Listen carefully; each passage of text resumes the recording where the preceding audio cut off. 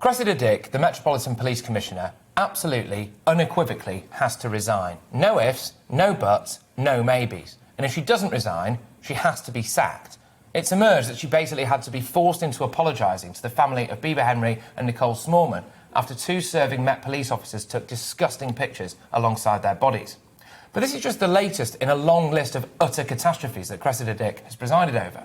In June, Dick was heavily criticised by the government-appointed panel investigating the 1987 murder of Daniel Morgan, a private detective whose killers were shielded by police corruption.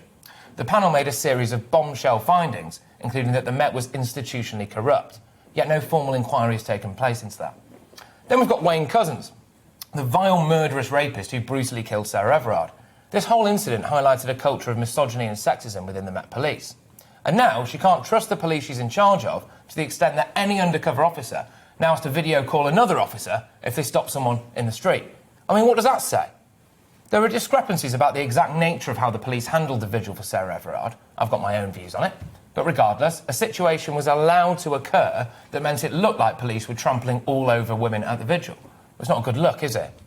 In the last few days alone, a serving Met police officer has been charged with rape, another Met police officer secretly filmed dozens of women, a Met police officer has been charged with child sex offences. I could go on. In her first 6 months as Commissioner, there were 5 terror attacks and 32 people died. There is an active inquiry into whether or not her police force is institutionally racist due to the more or less non-existent investigation into the disappearance of Richard Okeye, who actually was found dead 2 weeks after he went missing.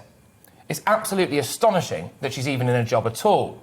That report by an independent panel set up in 2013 into unsolved murder of Daniel Morgan accused the force of institutional corruption and found that the then Assistant Commissioner, Dame Cressida, had initially refused to grant access to a police internal data system. In 2005, she headed the operation that led to the fatal shooting of Jean-Charles de Menezes.